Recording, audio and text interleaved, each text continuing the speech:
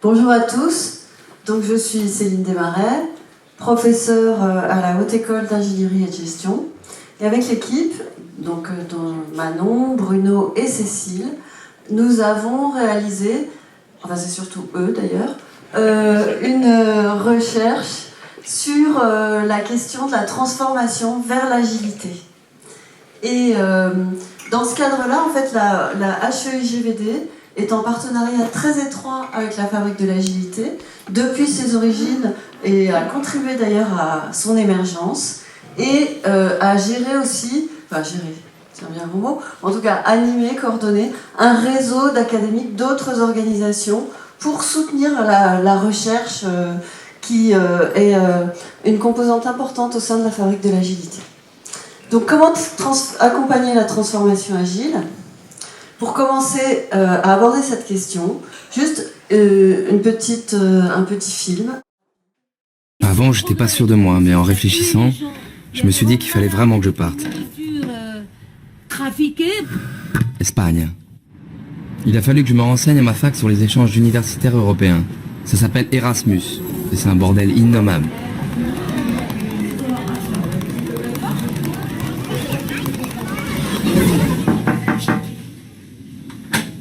Patientez, s'il vous plaît.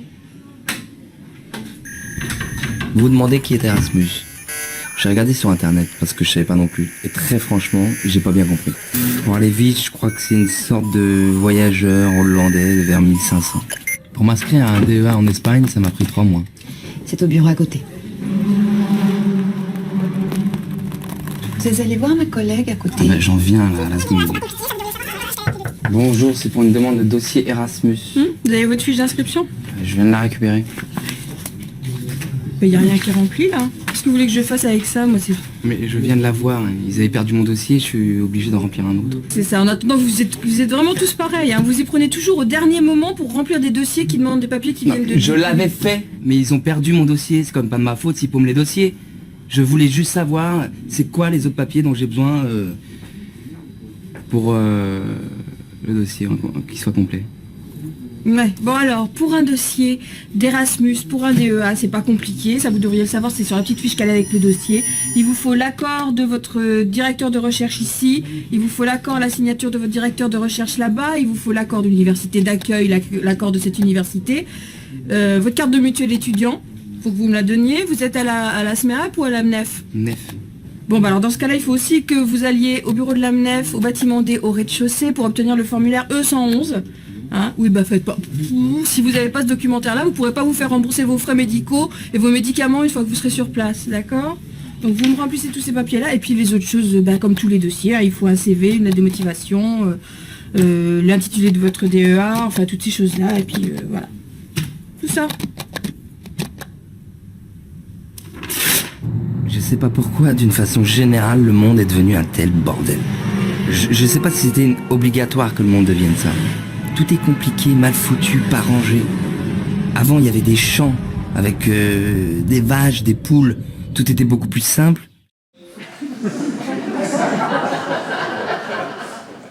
Donc tout ça pour dire que effectivement, ce film date d'il y a plus de 20 ans. Et les travaux de recherche qui remettent en cause et questionnent la bureaucratie et la bureaucratisation effrénée des organisations contemporaines datent d'il y a plus de 50 ans. Et aujourd'hui encore, finalement, on est dans ce questionnement, dans cette aspiration à plus de simplicité, à ce que finalement les problématiques qu'on a puissent trouver des réponses sans qu'il y ait un circuit hallucinant. Et finalement, on est toujours au même point. Donc cette petite introduction, juste pour expliquer pourquoi nous sommes tous réunis aujourd'hui, et l'intérêt et l'importance de développer l'agilité au sein des organisations. Et on voit bien que dans ces 50 ans, l'agilité est vraiment devenue incontournable, et que finalement, ces problématiques qui sont développées, alors bien sûr, vous allez me dire dans le film, dans l'extrait de film qu'on vient de voir, c'est l'administration française. Mais je pense malgré tout que ça fait écho à pas mal de choses aujourd'hui.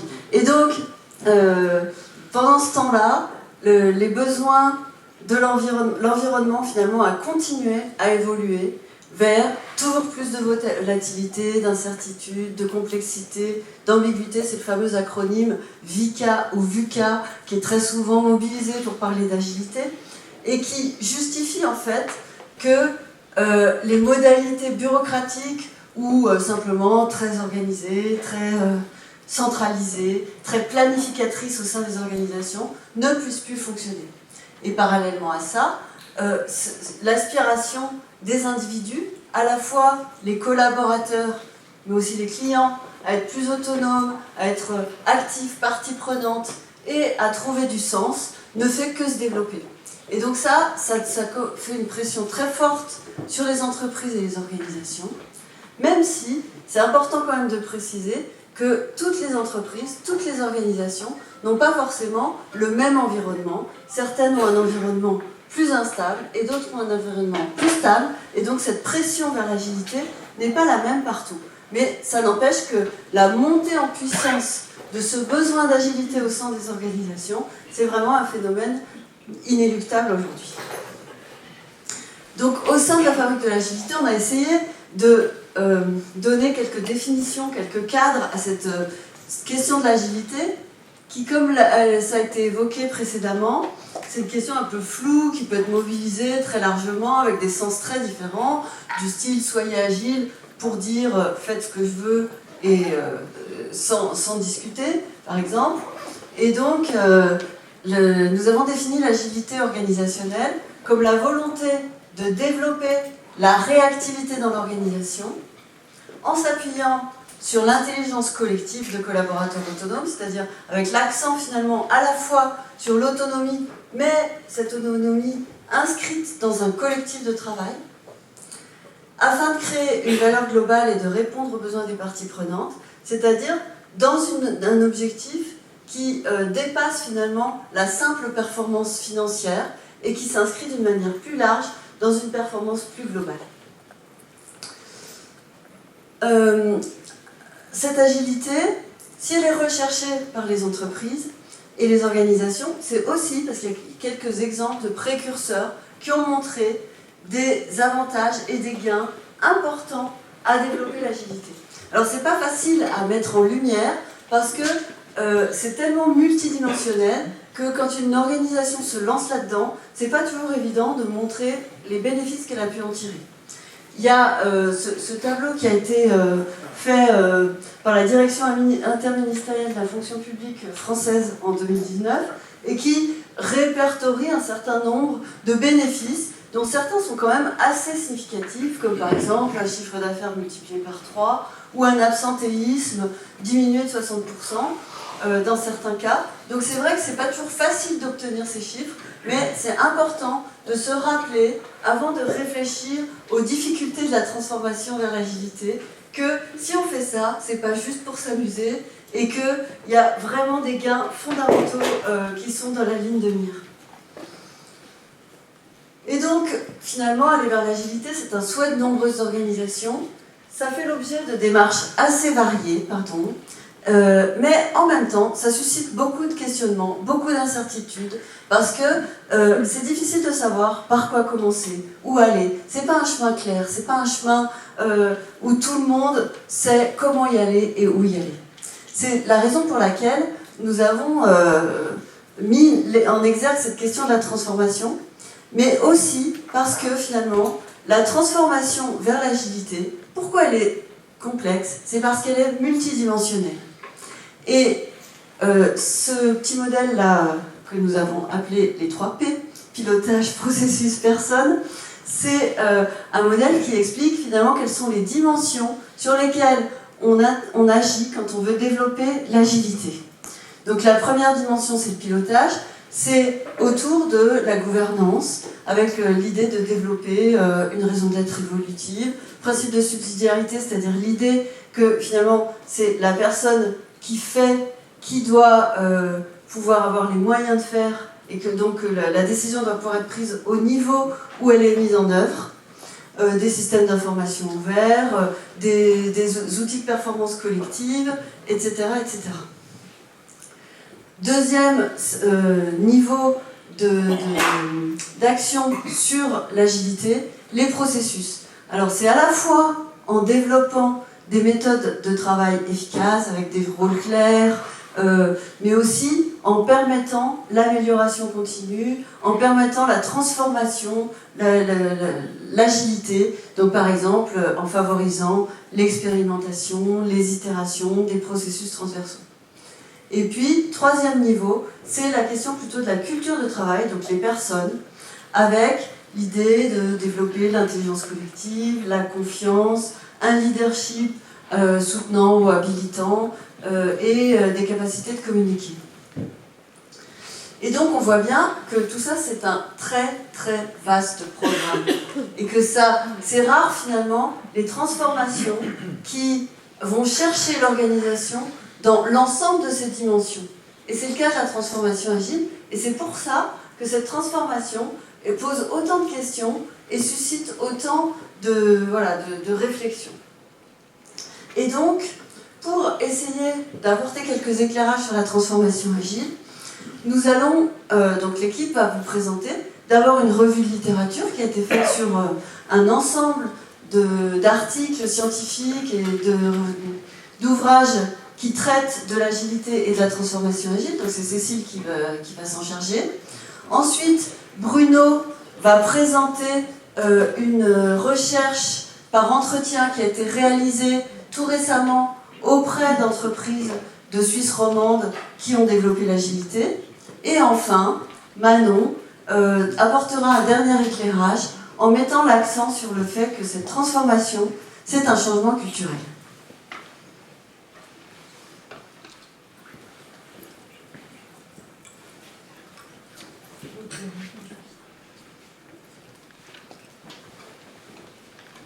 Bonjour à tous et à toutes. Alors, moi je vais vous présenter donc, la revue littérature que j'ai effectuée donc, sur, on va dire, plus de 60 ouvrages, articles scientifiques et thèses. Et j'ai focalisé mon attention sur les processus, pas ni les gains, ni comment on commence, mais vraiment sur le processus. Et il faut dire qu'il y a très peu d'articles qui sont spécialisés sur ce point. C'est encore un champ d'investigation assez récent. Donc, j'ai essayé de voir, dans les études de cas qui sont traitées dans ces articles, dans cette production, comment c'était. Alors, je vais vous donner quelques éléments clés, et c'est loin d'être exhaustif, mais ça vous donnera peut-être une idée quand même. Alors, le processus de transformation agile, c'est forcément, ça passe par de l'expérimentation et de l'adaptation permanente. Donc Gates, qui est vraiment un auteur de référence, dit qu'il faut procéder par c'est un processus par essai-erreur. Et forcément, on est obligé de s'adapter en puisant à la fois dans son histoire pour répondre aux contraintes spécifiques de l'environnement de chaque entreprise. Ce qui fait que, malheureusement, il n'y aura pas une méthode clé en main à vous produire, mais ce sera bien un processus unique à votre propre organisation.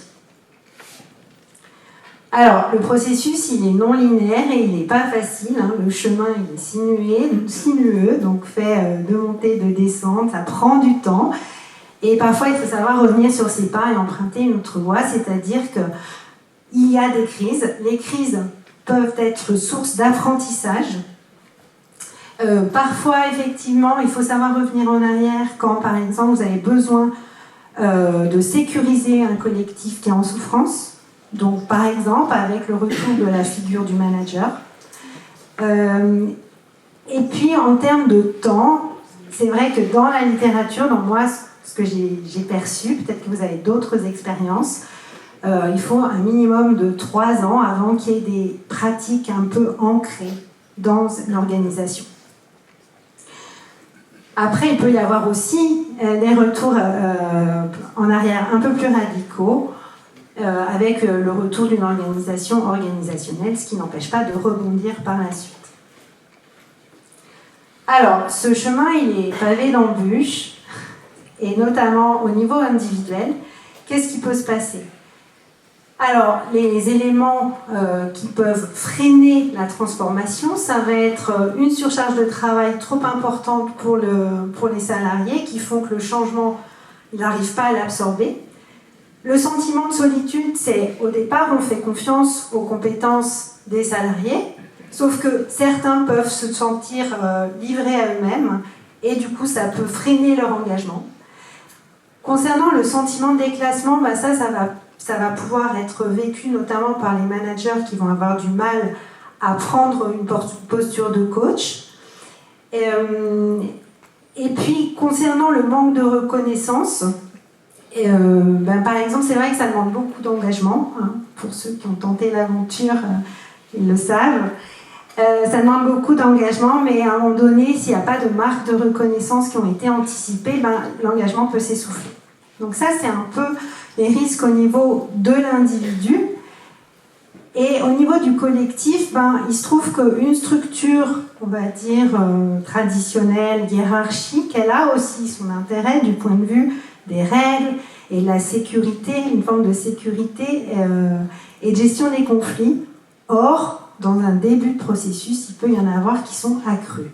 Hein, parce que c'est un apprentissage, en fait, collectif, la gestion des conflits. L'ambiguïté des rôles, c'est pareil. Au début, on peut poser des rôles, mais le processus d'expérimentation fait qu'au début, ils sont un peu ambigus et qu'après, on va les affiner. Mais ça peut effectivement faire perdre un peu de cohésion au collectif. Quant à l'atomisation du collectif, c'est surtout quand vous avez un manque de vision partagée, en fait. Pas de vision commune, construite, verbalisée et partagée.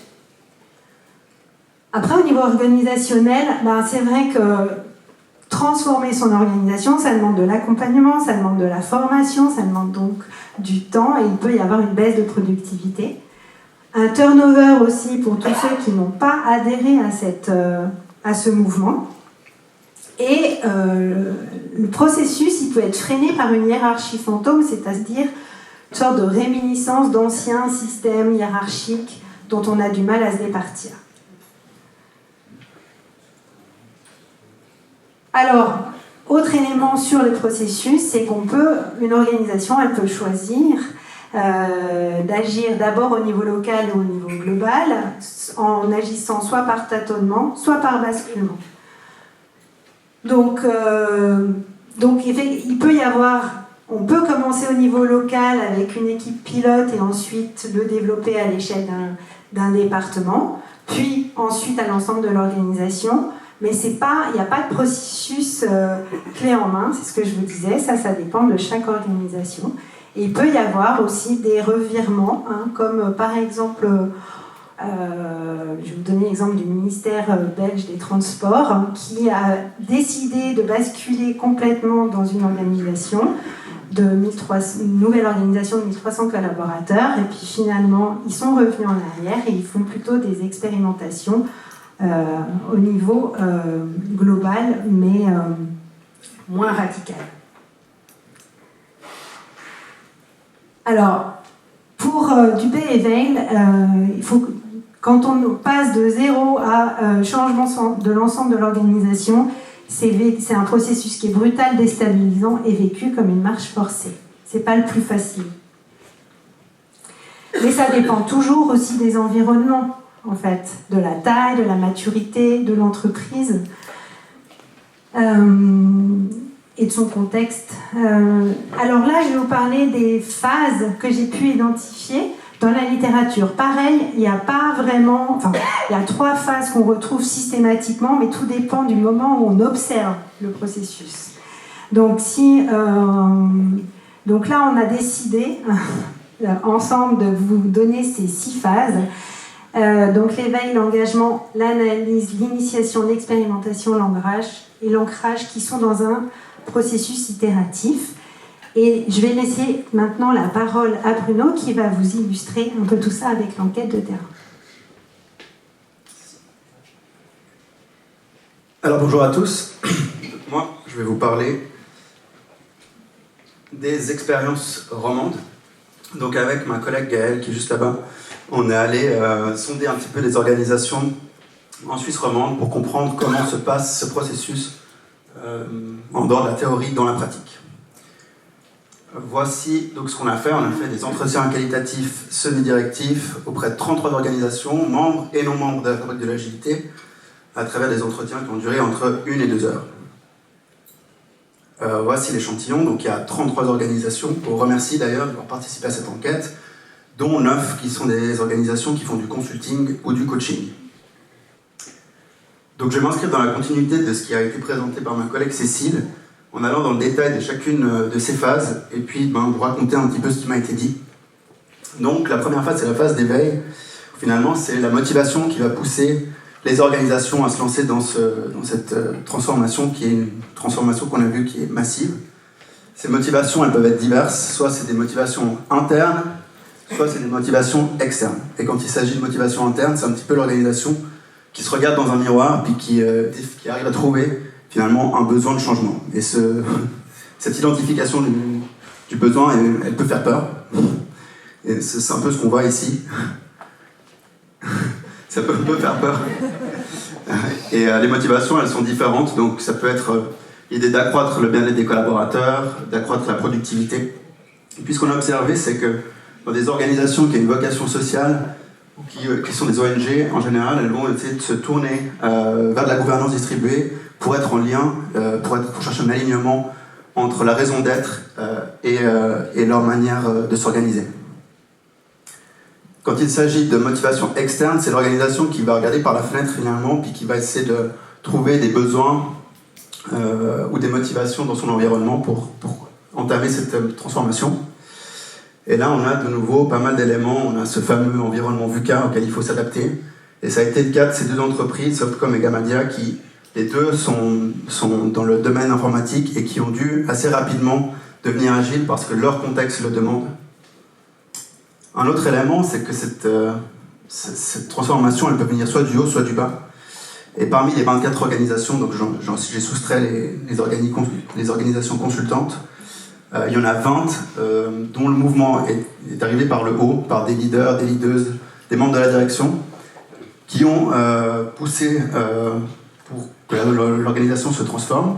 Et puis dans quelques cas, dans 3 cas, c'est vraiment les collaborateurs qui, à travers des initiatives, ont lancé le mouvement. Et parfois, ce mouvement il peut être lancé du haut aussi et du bas. Et c'est le cas du service informatique du canton du Jura, où finalement les collaborateurs et la direction étaient alignés sur ce besoin d'aller vers plus d'agilité. La deuxième étape, c'est l'engagement. Et là, comme on l'a vu la plupart des cas, c'est des leaders qui lancent le mouvement. Ils vont partir dans une forme de pèlerinage pour convaincre les collaborateurs de ce besoin de changement. Et donc là, j'ai illustré ça à travers ce monsieur qui a un sac. Et on dit que dans son sac, il a besoin d'avoir une posture exemplaire, un pourquoi, donc une motivation qui soit claire, qui soit source de sens et de motivation pour ses collaborateurs, et puis qu'il ait une intention honnête. Ça peut paraître un peu bateau comme ça, mais beaucoup de consultants et de coachs nous ont dit à quel point ces éléments représentaient des facteurs de succès dans cette transformation, et qu'il était important vraiment de s'assurer qu'ils étaient dans la bonne posture, et ils ont même des tests pour tester les dirigeants et s'assurer qu'ils sont dans la bonne posture. Les défis qui vont être rencontrés par le leader, ça va être de valider le pourquoi, de chercher des alliés, et puis de communiquer massivement. C'est ce qui a été fait à la Mobilière, où l'organisation a commencé, le mouvement a commencé par une petite équipe qui était supportée par un membre de la direction, et puis cette équipe elle a grandi avec des alliés, avec des volontaires qui ont rejoint l'équipe, et maintenant cette équipe est majoritaire au sein de l'organisation. La troisième phase, c'est l'analyse. L'analyse, c'est un petit peu le check-up. On va essayer de récolter des informations, des données qui vont nous permettre de dire où l'organisation se situe, quelles sont ses faiblesses et ses atouts sur lesquels on va pouvoir s'appuyer pour cette transformation. Il y a plusieurs éléments. Donc on va aller chercher dans l'ADN de l'organisation. L'ADN de l'organisation, c'est la culture d'entreprise. Et puis on va essayer de voir à travers les comportements s'il y a des sous-cultures dans l'organisation. Les sous-cultures, ça peut être des sous-cultures métiers, des sous-cultures régionales. C'est ce qui a été fait à l'HEPF, qui est une organisation qui est présente partout en Suisse.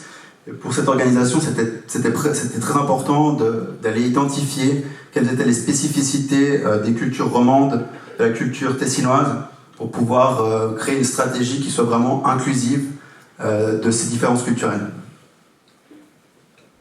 Ensuite, il y a la question des niveaux de maturité. Et les niveaux de maturité, il s'agit d'aller voir dans l'organisation s'il y a des équipes qui appliquent déjà l'agilité, parfois sans même le savoir, et de s'appuyer sur ces équipes pour qu'elles créent cet effet boule de neige. Et c'est ce qui est fait chez Galenica, qui est une organisation qui regroupe les pharmacies Amavita et Sunstore. Finalement, il y a des équipes qui ont des pratiques assez diverses, et l'idée, c'est s'appuyer sur celles qui ont des pratiques les plus avancées pour inspirer le reste de l'organisation.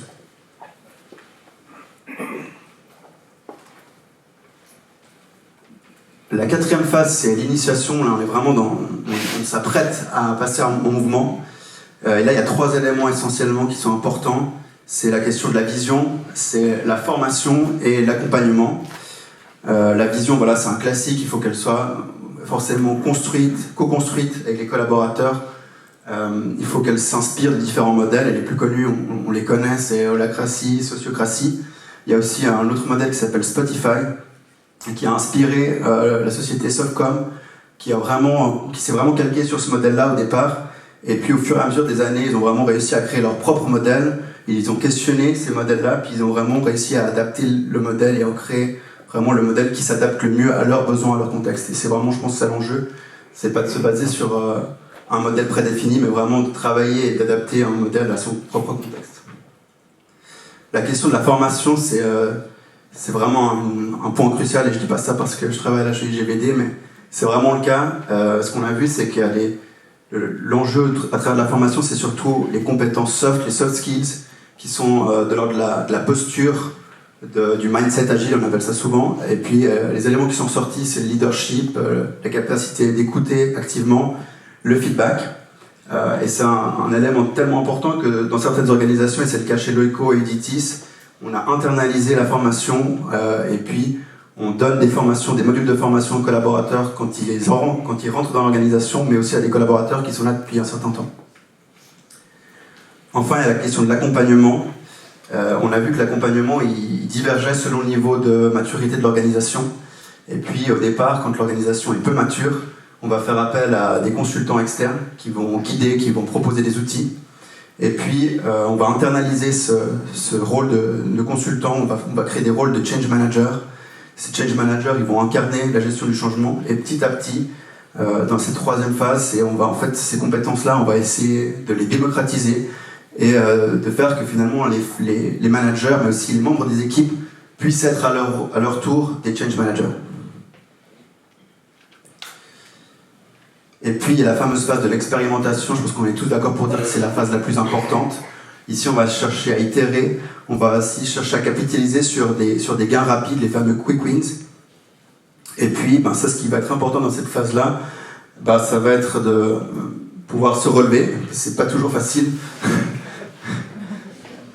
Et puis, si je reprends le tableau de Cécile, donc il y a plusieurs manières de se lancer dans l'expérimentation, soit par tâtonnement, basculement au niveau local, global.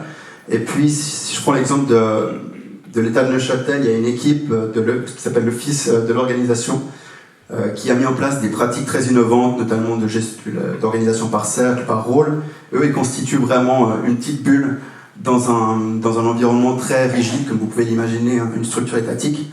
Et là, il y a le risque dans cette méthode-là de cohabitation entre une structure très agile dans un contexte très, très rigide. Au niveau global, Siposa, qui est une petite organisation, eux, ils font du testing vraiment à l'échelle globale. Ils arrivent à le faire aussi parce que c'est une structure plus petite et c'est vraiment peut-être une méthode qui s'adapte plus aux structures de petite taille. En ce qui concerne le basculement, on a l'exemple de la Fondation Saphir qui, à l'occasion de l'ouverture d'un nouvel EMS, a implémenté une forme d'organisation radicalement innovante. Et puis cet EMS-là, il va servir de pilote pour inspirer d'autres EMS par la suite. Enfin, on a du basculement global avec Utitis qui, de manière assez radicale, a implémenté un mode de gouvernance très participatif. Puis, dans ce mode-là, ce qui est important de faire attention, c'est le sentiment de chaos qui pourrait émerger. Parce que vraiment, du jour au lendemain, on passe à un autre système.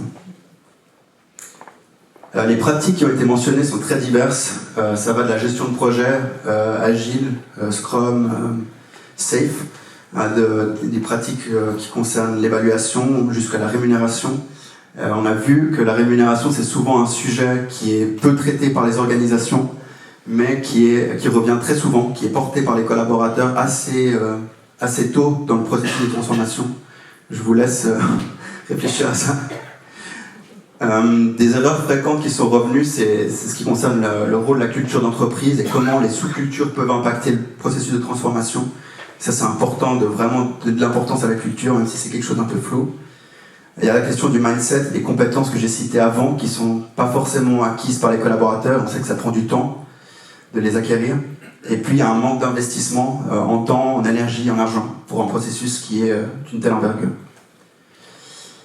Ensuite, on vous a mis une petite statistique sur les approches. Ce qu'on voit, c'est qu'il y a 41,6% de notre échantillon qui va rentrer dans l'agilité à travers la gouvernance, c'est-à-dire qu'ils vont chercher à donner plus d'autonomie aux collaborateurs en implémentant des pratiques telles que les rôles et les cercles. Il y a 33% des organisations qui vont rentrer dans l'agilité à travers l'opérationnel et la gestion de projets agiles. Et puis il y a 25% des organisations qui vont rentrer à travers la stratégie, qui vont chercher à orienter leur stratégie pour être au plus proche des besoins du client. Et c'est notamment ce qui a été fait chez Ruag.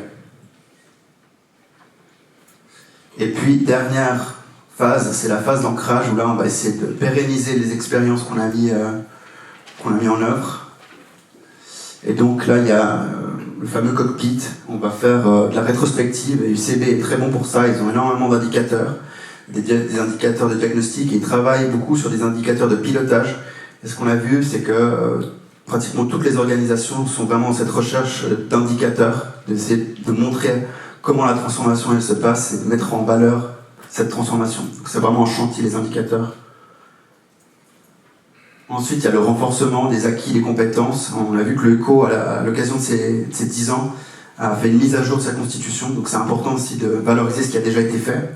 Et puis Réalise, qui est une organisation qui fait de la gouvernance partagée depuis très longtemps, continue vraiment à renforcer les compétences de ses collaborateurs, malgré que voilà, ça fait 10 ans qu'ils font ça, mais ils continuent à travailler sur l'écoute active, sur le feedback. Donc c'est vraiment des compétences qu'il faut constamment mettre à jour.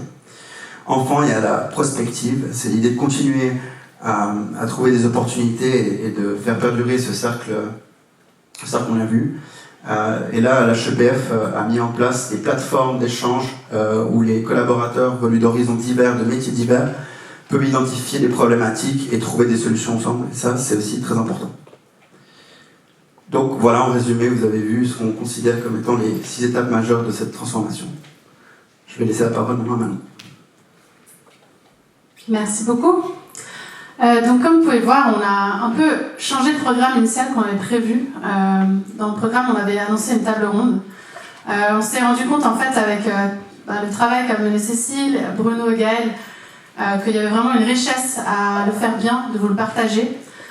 Donc on a préféré mettre en valeur plutôt la qualité que la quantité, et c'est pour ça qu'on a finalement renoncé à faire intervenir des personnes qui peuvent témoigner dans leur organisation. Et on voulait aussi quand même souligner cet aspect-là, que le changement, c'est avant tout aussi un changement culturel. Là, ce qu'on a vu avec ce que nous a présenté Cécile et Bruno, c'est qu'il y a différentes phases, et ces phases, elles sont importantes de les connaître pour pouvoir savoir par où aller, comment s'y prendre. Mais en fait, ce qu'il ne faut pas minimiser, et Bruno l'a dit pas mal de fois avec les risques, et Cécile également, c'est que ces éléments-là, ils sont avant tout d'ordre d'un changement humain. Et puis pour ça, je vais vous faire expérimenter un petit exercice pour vous faire voir à quel point le changement il est culturel. Donc je vais vous suggérer de fermer les yeux. J'attends que tout le monde ferme bien les yeux. Et puis, vous pouvez vous rappeler une situation au travail où vous étiez avec des collègues où vous ne vous sentiez pas en sécurité, voire vous sentiez une menace en face de vous. Vous n'étiez pas en confiance, votre énergie était restreinte, renfermée, et puis finalement, vous étiez là juste pour faire le taf parce que vous êtes payé à la fin du mois. Imaginez-vous bien cette situation, et puis vous pouvez ouvrir les yeux, et je vais demander à Bruno, il est parti ? Non. Alors Céline, est-ce que ça arrive à venir ? on va faire en fait un petit jeu où l'idée c'est que vous puissiez prendre la main d'une personne à côté de vous. Et puis le but ça va être de marquer le plus de points avec votre pouce. Donc en écrasant le pouce de la personne avec qui vous jouez. Donc vous pouvez déjà définir un partenaire. Vous n'allez pas parler parce qu'on est beaucoup trop dans cette salle, donc vraiment ne parlez pas. Remettez-vous dans cette énergie menaçante où vous n'avez pas de confiance. Voilà. Plus un mot, je ne veux plus rien entendre. Pas un mot s'il vous plaît. Et puis quand je dis go, vous y allez et vous comptez le nombre de points. C'est important que vous comptiez le nombre de points. C'est bon? Allez, on y va, go!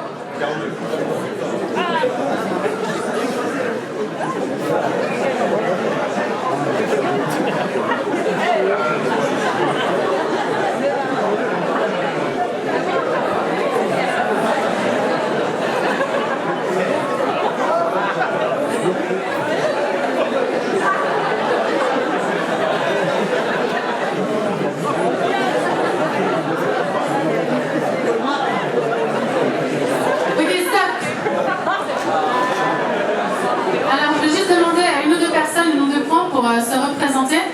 Donc David et Davidé, par exemple. 5-2, ok. Et Marc et Cécile 5-3, ok. Très bien. Alors je vais vous proposer de refaire le même exercice, mais un petit peu différemment. Vous pouvez refermer les yeux. Oh, c'est calme cette salle. Et vous imaginez une situation où vous étiez avec vos collègues de travail et que vous étiez dans une situation où vous étiez content d'être déjà avec vos collègues, vous aviez une confiance en eux, en l'équipe de manière générale, et vous sentez de l'énergie en vous pour donner, contribuer à ce travail d'équipe, et puis vous avez une motivation qui vient vraiment de l'intérieur de vous. Maintenant, vous pouvez rouvrir les yeux, et on va refaire le même exercice avec la même personne quand je dis go. Donc attrapez-vous les pouces, toujours pas un bruit, et go!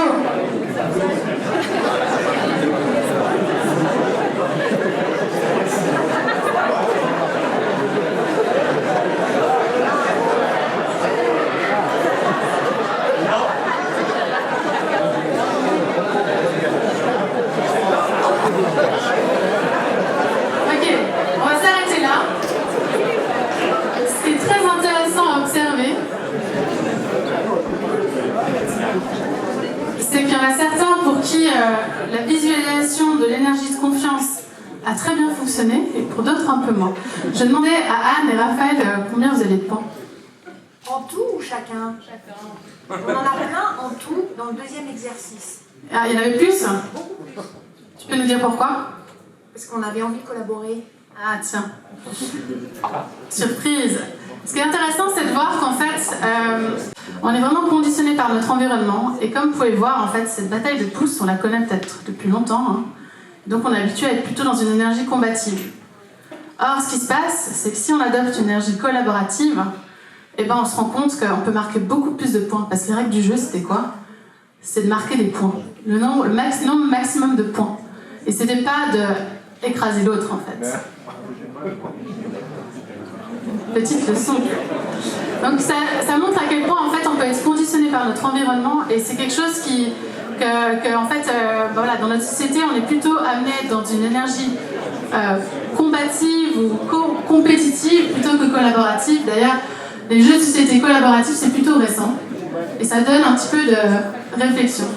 Cet exercice je l'ai pris d'une formation qui s'appelle Radical Collaboration qui a été créée par 2 juges américains qui, au travers de leurs différents jugements, voyaient à quel point il y avait des conflits qui pouvaient être évités et désamorcés bien en amont. Et puis, ils ont théorisé de façon un peu caricaturale différentes cultures d'entreprise. Donc, il y a la première que vous avez testée en premier, qui est vraiment la zone rouge, où on est dans une logique où on se sent menacé, la confiance est faible, et puis on doit vraiment travailler pour le salaire. Et puis on a la zone verte, comme vous pouvez imaginer, c'est celle qu'on veut voir dans les organisations agiles, parce que pour être actif et s'ajuster collectivement, il faut être en capacité de se respecter, mais de pouvoir collaborer, de se dire les choses, et puis d'avancer ensemble. Et puis, ce qui est intéressant, c'est qu'il théorise aussi une autre zone, qui est la zone rose, qui est en fait celle qui prime majoritairement dans les organisations qui ne sont pas vertes, en Suisse. parce que c'est très dans la culture suisse de mettre les tensions ou les conflits sous le tapis et de faire plutôt comme si tout va bien, alors qu'en réalité, il y a plein de non-dits, plein de choses qui ne fonctionnent pas forcément, qui ne sont pas agréables, et puis en fait, ça conduit souvent à de la prise de décision diluée, voire faible, et finalement, ça n'amène pas le collectif à être plus performant et à réussir à s'adapter à son environnement. Cet exercice, c'était pour vous amener en fait à expérimenter comment comment ce changement culturel, en fait, il va nous demander d'aller vraiment changer nos visions du monde et notre manière de fonctionner, puisque pour beaucoup d'entre vous, j'ai vu que vous avez continué à être en mode combatif, même dans la deuxième fois. Donc ça montre en fait à quel point c'est ancré en nous. Bon, alors peut-être c'est parce que Dieu vous le disait souvent avec votre frère et votre sœur, je ne sais pas. En attendant, ça nous amène à voir qu'en fait, avec cette métaphore de l'iceberg qui est bien connue, on peut voir qu'il y a des changements qui sont plutôt de l'ordre de ce qui se voit, à la surface, où en fait on va toujours faire plus de la même chose et on va faire évoluer les choses, faire de l'amélioration continue, mais sans prendre en considération ce qu'il y a sous la surface de l'eau. Et ce qu'il y a sous la surface de l'eau, en fait, tant au niveau individuel que collectif, c'est les éléments qui sont de l'ordre de notre profondeur intérieure, nos croyances. Elles peuvent être stimulantes ou limitantes, nos valeurs, nos aspirations. Et si on ne va pas toucher ça au niveau du collectif, le changement il va être vraiment compliqué à être mené. Et d'ailleurs, on voit qu'il ne se passe pas. Donc on peut parler... ici, il y a une petite erreur. On peut parler d'un changement de type 1 dans le premier cas. On est dans un changement de type 2, donc c'est ce qui a été théorisé par George Betson de l'école de Palo Alto, qui dit que finalement, si on veut amener un changement de paradigme, on est obligé de passer sur les éléments en dessous de la surface. Et qu'est-ce que ça veut dire concrètement ? Je reprends les mêmes 4 cadrans pour vous montrer en fait comment ça se traduit au niveau individuel et collectif. Au niveau de l'individu, on est obligé en fait d'être beaucoup plus conscient de soi-même en tant qu'individu. Ça peut être autant le collaborateur que les leaders dans l'organisation. Et ça, c'est clé et nécessaire pour pouvoir induire des comportements, donc ce qu'on voit, qui induisent en fait la collaboration et la confiance. Et puis, si c'est pas soutenu au niveau du collectif, et qu'il n'y a pas aussi ces comportements, c'est cette culture qui se vit. Donc vraiment ce cadran ici, c'est vraiment le cadran culturel qui est de l'ordre de l'identité de l'organisation, qui est de l'ordre de tout ce qui est l'histoire également. Par exemple, avec ce qu'a fait l'OECO et sa constitution, c'est une manière claire d'expliciter la culture et de la mettre en avant pour qu'en fait cette transformation, elle se vive réellement dans les pratiques et dans ce qui se voit collectivement. Et Ken Wilber, qui a théorisé ce modèle des 4 cadrans, ce qu'il dit, c'est qu'en fait, c'est une perspective systémique de l'organisation et que si on bouge quelque chose dans un des cadrans, on va forcément avoir un impact sur les 3 autres. Et si on se dit, on va changer qu'un bout d'un cadran, par exemple, on va travailler à former les leaders, on va les faire savoir faire des feedbacks, on va les faire réfléchir sur leur posture, etc., mais qu'on ne change pas du tout les éléments du collectif, donc on reste avec la même structure, où finalement le chef décide, où on a une courroie de transmission du haut en bas qui est très importante et qui fait que tout est ralenti, en fait on entrave complètement l'énergie, et c'est un chemin contre-productif, voire même violent pour l'individu. Donc ce qui est important dans cette transformation, c'est de prendre en compte ces 4 cadrans. Et puis ce qui est intéressant, c'est que y a des organisations qui vont entrer plutôt par un, par l'autre, en fonction de là où elles ont des forces ou des faiblesses. On va terminer cette conférence pour vous dire que finalement, ce changement, comme vous avez pu voir, il est humain. Et je voulais profiter de remercier en fait, les membres du comité qui sont investis avec nous, qui sommes l'équipe opérationnelle de la Fabrique de la JT, pour faire vivre ce réseau, pour amener en fait le changement au niveau sociétal, et faire évoluer la culture du travail. C'est tous des leaders qui sont exemplaires dans leur posture, qui se remettent en question, qui réfléchissent et qui ont envie de porter quelque chose de différent. Et puis, voilà, pour nous, c'est extrêmement important de les avoir à nos côtés pour être challengés, pour rester en lien avec le monde professionnel. Et puis, d'avancer ensemble.